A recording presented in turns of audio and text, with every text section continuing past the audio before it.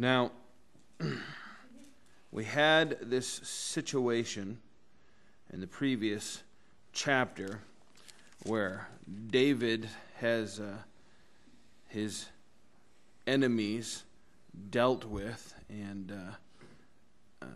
Abner is put to death, and these guys come and they are all rejoicing in the fact that Abner was killed, and David is very upset over that issue.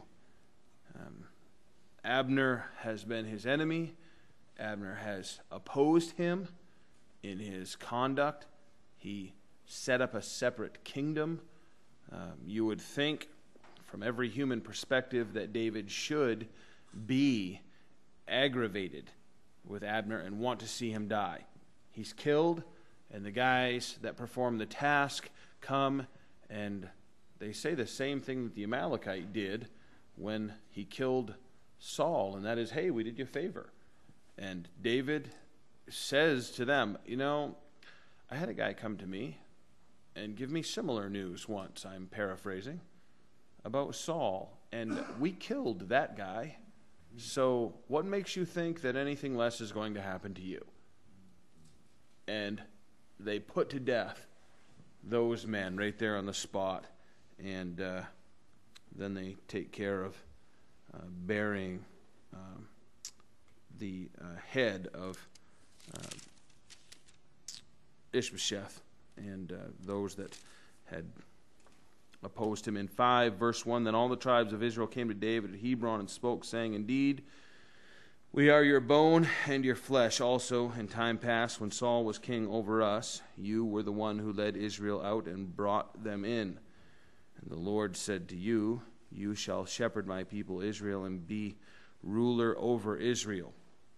Now, this is what the Lord's intention was when he anointed David. But there is this interesting note that the leaders of Israel make, that David's going to be their shepherd. And David has, a heart for that frame of mind, that way of thinking. He himself was a shepherd. We read the accounts of where he leaves the sheep to come and check on the battle when he goes out and kills Goliath. He was one who was very intimate with the whole frame of mind of caring for very innocent, very dumb, needy animals, and very tender towards them. And that carries that heart carries through the rest of his life. It's a training that he's received to be a shepherd, and now the Lord wants him to do that with this nation. It's important to recognize that the Lord is going to do certain things in your life and allow certain things in your life, and he's going to mold you and fashion you, and that is going to be useful to him. Very often, we get thinking that the way I'm molded is the way you should be molded. I always like to point to the examples of Ezra and Nehemiah. Ezra was given permission and returned to Israel and rebuilt the temple after the entire nation had been taken away captive into Babylon. The men of Israel began to loan one another money. The wealthy were loaning the poor money for interest, and the Lord had forbidden that. And then they also were starting to take wives from the heathen nations around them. Ezra, filled with grief, they haven't even come out of slavery yet. The Lord is just beginning to open the door. The temple's being rebuilt. They're being given limited permissions to live in the land again. God's just starting the process to let them back into their homeland and restore their relationship with God. And right away, they start rebelling against God and breaking his laws. Ezra is filled with grief and pulls out his own beard. He plucks out his beard. Okay? That's not something I would be doing. Nehemiah, on the other hand, I identify with a great deal more. Similar situation, years later, he's rebuilding the wall. He's been given permission, and he's back in Jerusalem now, a very wealthy man, having been the king's cupbearer. He is using his influence and resources to rebuild and fortify the walls. And the men there are doing a similar thing. They are lending in usury and taking heathen wives to themselves. It's the downfall of Israel on several occasions because they take these pagan wives and they let their wives worship false gods, and they themselves fall into idolatry, and the nation's down the tubes all over again. So that's why these prophets are so upset. On Ezra's occasion, he pulls out his own beard. In Nehemiah's case, he rips the beards out of the men who were doing it.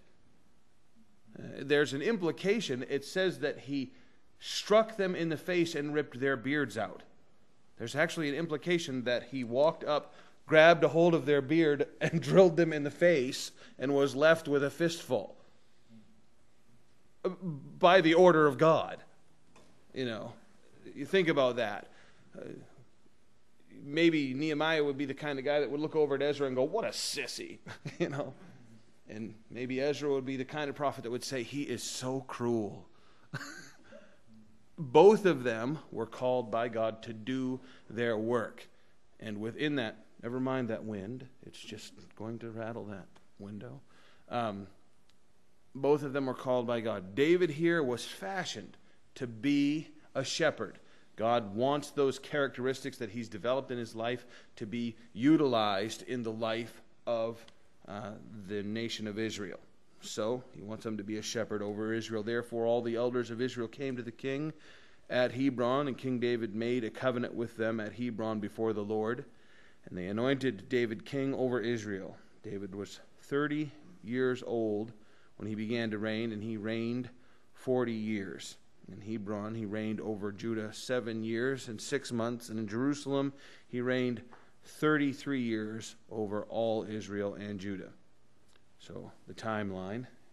And the king and his men went to Jerusalem against the Jebusites, the inhabitants of the land. And he spoke, and who spoke to David, saying, you shall not come in here, but the blind and the lame will repel you, thinking David could not come in.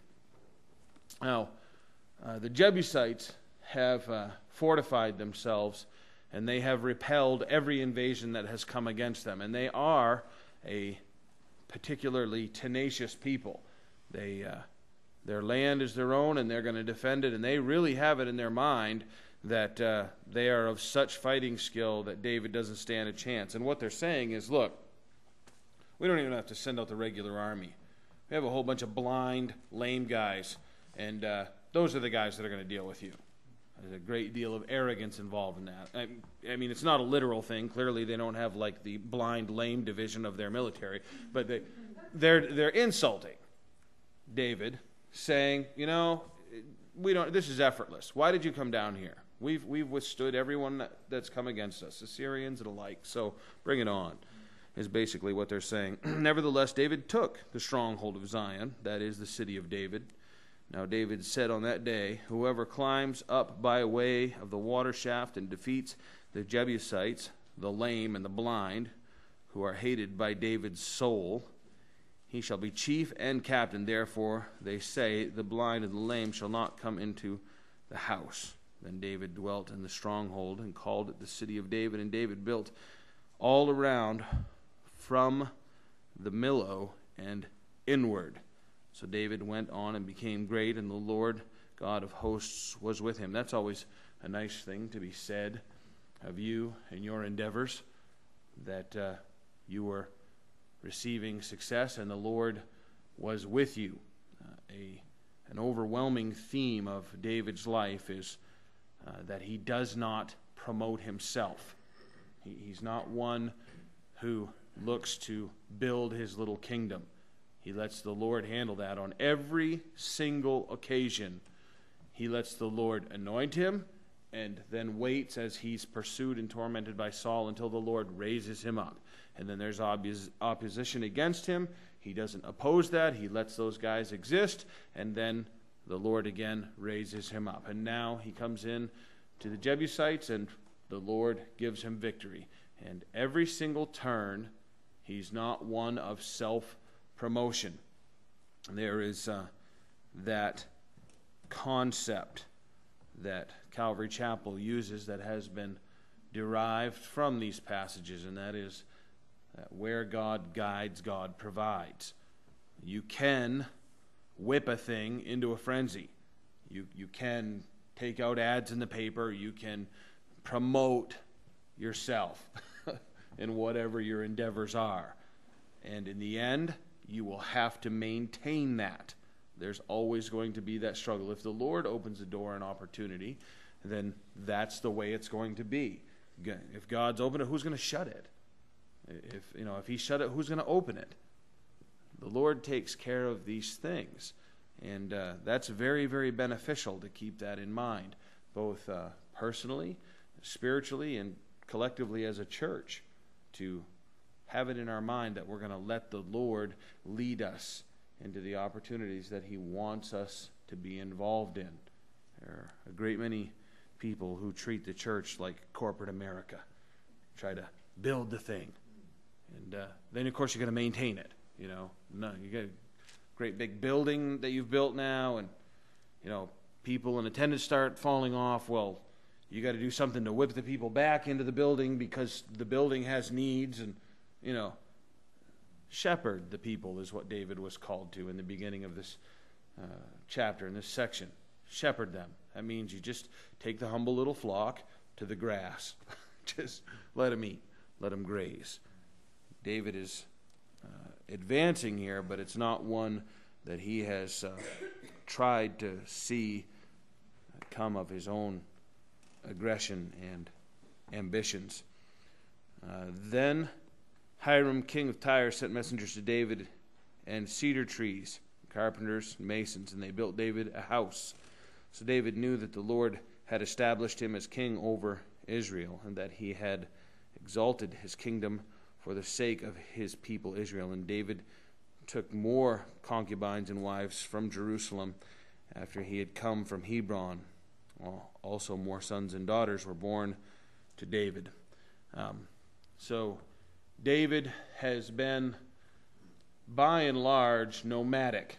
He's been camping out for a great many years. He really hasn't had a home. Even Ziklag, the city, was awarded to him, and he was just staying there as kind of a temporary residence. And when Saul passed away and was defeated, he had it in his mind. You think about what he prayed to the Lord. He had it in his mind that he should go up to the Jebusites, defeat this territory, and take it over. But he inquired of the Lord, and the Lord said, no, stay in Hebron. You recall that he inquired of God and followed what the Lord led him to do. And now that he's moved in to the heart of the land and established the capital, and there set up his throne, as it were, he begins to see that the Lord is influencing the hearts of his neighbors in the surrounding countries and their leaders. And now these workers and building materials begin to arrive, and they are helping to establish him as the leader in this land. That must be a very humbling blessing to see the Lord working that way. I feel kind of a similar perspective in what the Lord has done here, leading us down here and establishing our family in this area, and even in the house that we've received, and the way that the Lord opened up the doors and opportunity to a creative financing situation for us. It's a blessing. And I'll tell you, it's very, very humbling, because I recognize my humanness. I recognize that I'm not worthy of such a thing. I find it very arrogant that there are those within Christianity that promote the idea that you're a king's kid and you got to just demand what belongs to you. You're a child of God, and so therefore you deserve royalty. Well, that was the attitude of Saul throughout. And he went around stomping on everybody's toes in order to try and achieve that very thing. David, on the other hand, stands back in humility. He is raised to greatness, probably definitely, by the time we get to chapter 7, the greatest position of any king of Israel. He's told by the Lord, I'm going to build a house out of you and your lineage. The Messiah is going to come through you, and David is floored by that. But humility is the mark of his conduct throughout the whole thing. Never is he demanding of himself. And yet, even within this passage, we see exactly David's failure when he begins to multiply wives to himself again. The Lord is very grieved by that and says clearly in the law, Deuteronomy 17:17, thou shalt not multiply wives unto thyself. And David has begun to do that. He's disobeying what the Lord has said. And so this list of names is given, the sons that are born. And in 17, now, when the Philistines heard that they had anointed David king over Israel, and all the Philistines went up to search for David, and David heard of it and went down to the stronghold. The Philistines also went and deployed themselves in the valley of Rephaim. So David inquired of the Lord, saying, shall I go up against the Philistines? Will you deliver them into my hand? And the Lord said to David, go up, for I will doubtless deliver the Philistines into your hand. So David went to Baal Perazim, and David defeated them there. And he said, the Lord has broken through my enemies before me like a breakthrough of water. Therefore he called the name of the place Baal Perazim. And they left their images there, and David and his men carried them away. They soundly defeated, quickly abandoned their gods, and David goes around collecting trinkets and putting them to better uses. There's when you make your gods and idols out of gold, someone of righteousness can find a use for them and the value that's contained in them. 22. Then the Philistines went up once again and deployed themselves in the valley of Rephaim. Therefore David inquired of the Lord, and he said, you shall not go up. Circle around behind them and come upon them in front of the mulberry trees. And it shall be, when you hear the sound of the marching in the tops of the mulberry trees, then you shall advance quickly, for then the Lord will go out before you to strike the camp of the Philistines. And David did so as the Lord commanded him, and he drove back the Philistines from Gibeah as far as Gezer. Now, there's a different interpretation here in one section where he says in 24, when you hear the sound of the marching in the top of the trees.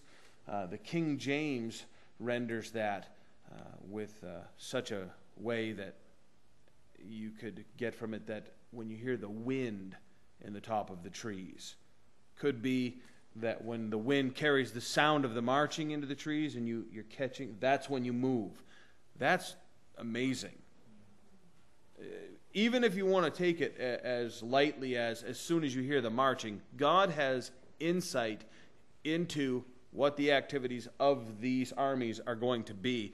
Tells David, okay, I want you to hold and wait, and when it's time, I'll give you the signal. And then go. And it results in a great victory.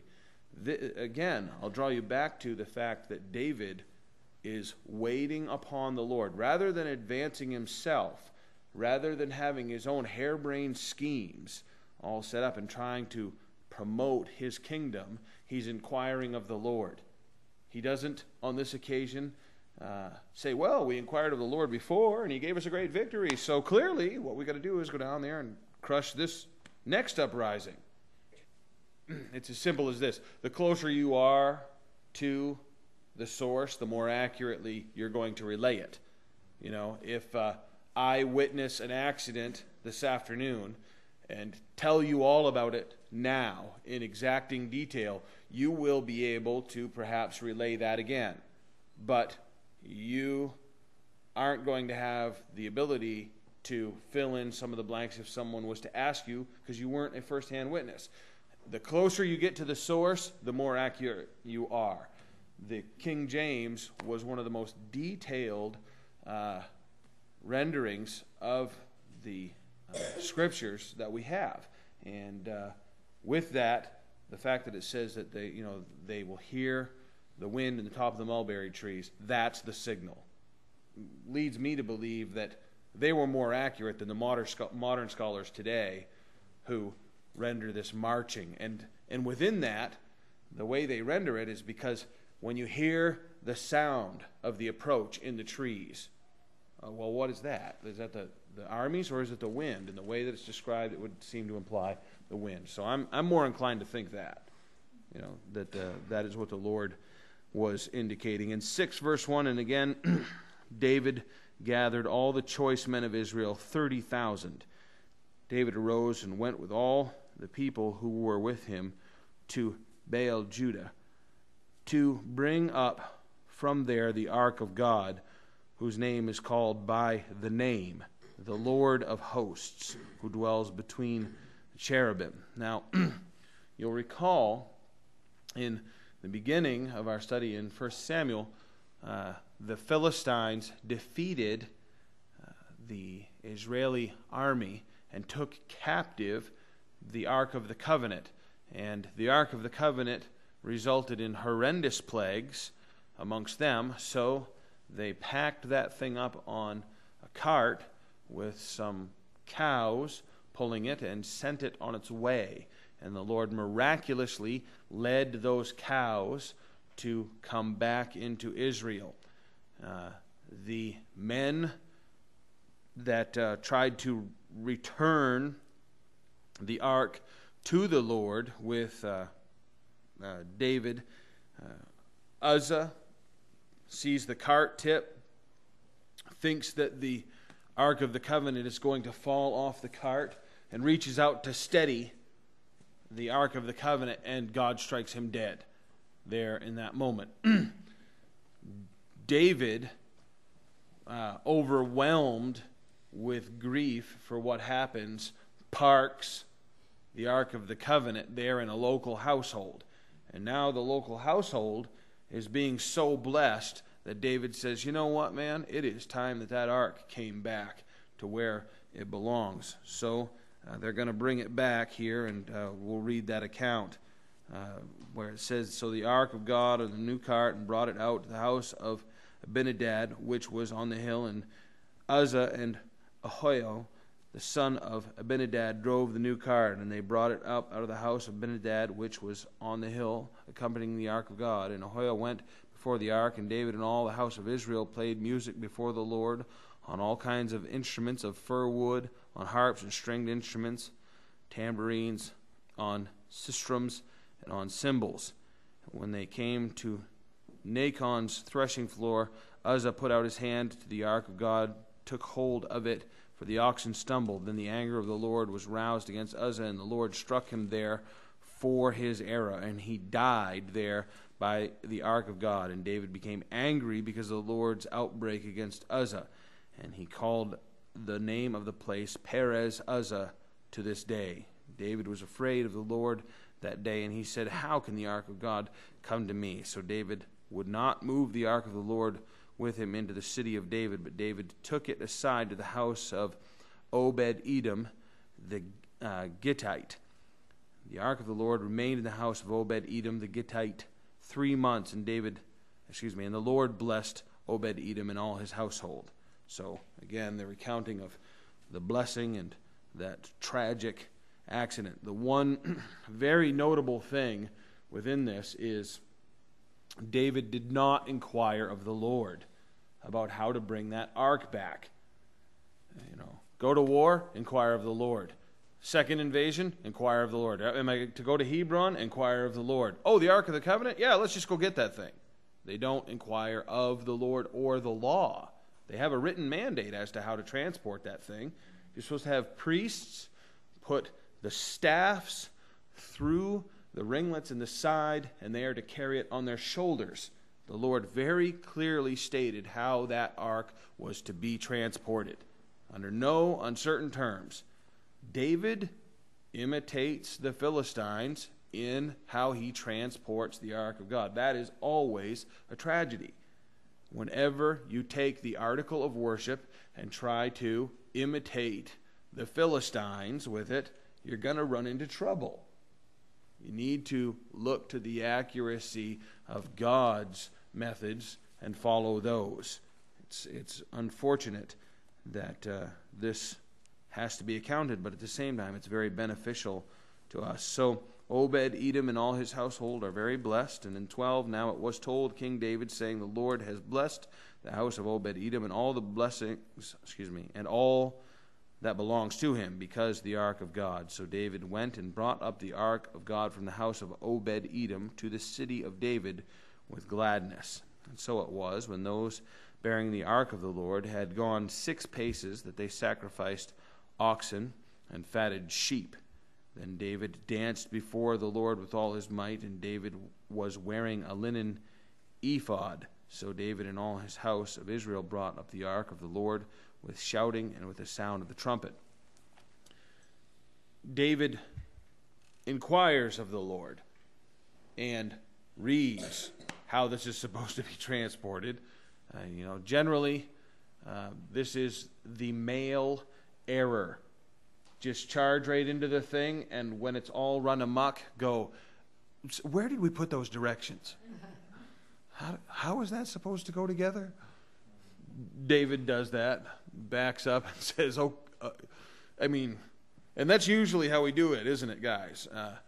If you get a little fouled up at first, it's not until somebody's dead that you go, hey, maybe I'm doing this wrong. Not until there's carnage do you actually review the situation. Wow, I'm missing a finger. Wait a second.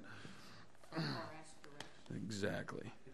So David gets the correct mandate and moves forward with this thing. And 6 paces, and then sacrifice to the Lord. He's very serious. On the 7th step, they're going to honor God in this thing. That's really incredible. In 16, now as the ark of the Lord came into the city of David, Michal, Saul's daughter, looked through a window and saw King David leaping and whirling before the Lord, and she despised him in her heart. So they brought the ark of the Lord and set it in its place in the midst of the tabernacle that David had erected for it. Then David offered burnt offerings and peace offerings before the Lord.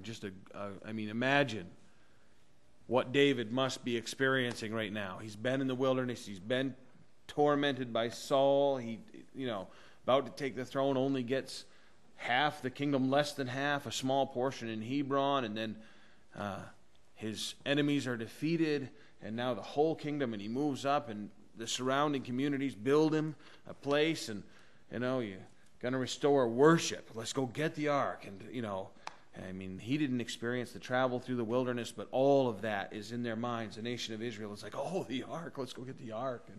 And then the tragedy, well, then the Lord's blessing is still there. So they see both powers. They see the wrathful power of God poured out when disobedience is there. But then the house that is protecting the worship of God is blessed. So they see, okay, we need to do this thing properly, and they're bringing it in. He's filled with joy. Everything seems to be coming together. The Lord's hand of blessing is upon the nation, and the ark is about to enter the tabernacle, and it's a great deal of excitement for this people. And David went and finished offering burnt offerings and peace offerings. He blessed the people in the name of the Lord of hosts. Then he distributed among all the people, among the whole multitude of Israel, both the women and the men, to everyone a loaf of bread and a piece of meat and a cake of raisins. So all the people departed, everyone to his house. Just a giant party and feast. Just grand celebration of music and joy and feasting. David even sends people home with leftovers. Just go home and just continue the party. Just go home and worship God. God is establishing the nation of Israel. You got to keep in mind that really the image is in place. Lucifer rules over the people in an oppressive fashion, and then when Jesus Christ comes and frees us from the power of the devil, that grand celebration. So Saul is gone, and the struggle for the short period of time, and then the rightful king is set on the throne, and now worship is restored, and the feasting begins, and David's heart is filled with joy. And then David returned to bless his household. Michal, the daughter of Saul, came out to meet David and said, "How glorious," literally add the mocking tone here, "how glorious was the king of Israel today, uncovering himself today in the eyes of the maids of his servants, as one of the base fellows shamelessly uncovers himself." David was in a linen ephod, and apparently he did expose himself in some way in dancing. Now, there are those that imply that he did this in an outright rude, adult manner. Probably not. The robe that was worn was quite lengthy, and when they were in public, they weren't to show their legs or any portion of their flesh. David, in his zeal in dancing before the Lord and leaping, his skirt flew up, and probably nothing more than his legs were exposed in his joyful dance before the Lord. I mean, I've read and heard depictions that, he really exposed himself in some pornographic sense. That's probably not the case. He just, in his zeal and his energy, he did a thing that was somewhat culturally unexpected. Just jumping around, the guy ends up being exposed a little bit. And you see Michal's heart in this. She's filled with anger, but she makes this statement about you uncovered yourself in the eyes of the maids. The women saw your flesh, is what she's saying.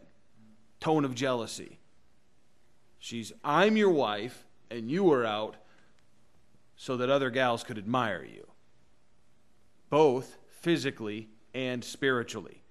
This girl's mind is not on the Lord. I mean, David, at this point, is returning from a worshipful festival. His heart is on fire for the Lord. He's distributed to everyone. He wants the joy to just go throughout the whole of the kingdom. He comes home to bless his whole household, and the ice princess is waiting on the doorstep. Just wet blanket on the party. Aren't you just the spiritual one? Look at you go. Cuts him down hard. So David said to Michal, "It was before the Lord." This is pretty cutting. "Who chose me instead of your father and all his house to appoint me ruler over the people of the Lord, over Israel. Therefore, I will play music before the Lord. I will be even more undignified than this, and I will be humble in my own sight. But as for the maidservants of whom you have spoken, by them I will be held in honor. Therefore shall the daughter of Saul had no children to the day of her death." David refused to give her a child. He had no more intimate relationships with her. Here's a guy that's just worshiping the Lord, literally. His heart is pure. Zealous? Yes. Pure before the Lord. He just pouring his heart out. There's a good opportunity here, you guys, to talk about the zeal in worship. David is that psalmist who over and over again talks about shouting before the Lord, who talks about lifting our hands, talks about dancing before the Lord. We do things in an orderly fashion around here. But at times, I have noticed that we are somewhat subdued. I would encourage you to sing loudly before the Lord. 2, obey the Scriptures. Lift your hands before the Lord. These things, I was having a conversation with a gentleman today about human relationships. He's just coming to the Lord, and he was sharing with me that this woman that he's been involved in is departing out of the relationship. And he is seeing that she had intentions to do that some time ago. He had suspicions, and now it's being confirmed. And I brought to his attention what Jesus Christ said, that where your treasure is, that's where your heart will be also. What you are invested in, that's where your heart's going to be. People say to me frequently in marital counseling and situations like that, well, I mean, we were in love, but we've fallen out of love. We've fallen out of love. I say fall back in love, and they, what? What do you mean? Invest in that relationship again, and you will fall back in love. And they go, yeah, that's good. I'll take her out on a date. No. Actually invest of your time. Do you meditate on the Scriptures? Do you meditate on your wife? Do you sit and think about the good characteristics and qualities? Because if your mind is fascinated with a thing, then that's where you're going to be. If you're investing your mind, that's where your treasure is going to be. You invest your time, that's where your treasure is going to be. You invest, and that's where your treasure is going to be. That's obvious. You take your money and put it into the truck, and eventually it becomes the only thing that you love. Guys do this. People do this. Women do this. We invest, and then our heart follows. David is one whose heart is completely invested in the Lord. He had no other choice. He had no other one to trust in, and so all of these things are a result. We come into these places, we say, well, I don't raise my hands, Will. I say, well, at what point are you going to transition into possibly doing that? Raise your hand and see if later you're not inspired to raise your hand. The Scriptures command it. There are all kinds of ways to look at it. The simplest way is we do this in all kinds of situations. We'll do it at the baseball game. Team hits a home run. Everybody just leaps to their feet. There you go. Football game. Goal. Everybody's up. The hands are up. Everything's up. Why? Well, I don't know, I mean, if it was football, maybe. But it doesn't, Field goal. But it's baseball. Why are my hands in the air? I don't know, Hands, that's part of honor, part of worship, to raise the hands. David, there are simple, practical ways to look at it. I always give the example of my children coming to me and standing at my feet. Especially when they were little, they would do that thing, Dad. Just lean on you, hands up in the air. What they're saying is, pick me up. Pick me up. And that is exactly what we need when we come in here, isn't it? To be lifted up by our Father. To have God take us into His arms. Lifting, it's a command in the Scripture that we should worship the Lord with lifting of hands. We see in the New Testament that we are told that the hands should be lifted without wrath. That men everywhere should worship the Lord with lifting of hands. It's a command. Is it awkward? May you blush the first few occasions? So what? I mean, I've been in rock concerts where 5,000 and 10,000 people at a time had all their hands in the air, Bic lighters and, whatever else. That wasn't a problem. Nobody scoffed at that. Here, this is to be the place of worship, lifting the voice to the Lord, very tentatively, singing quietly. It's funny how the more subdued you are, the more your mind is actually elsewhere, isn't it? The more you're doing it out of repetition, the less your mind is on it.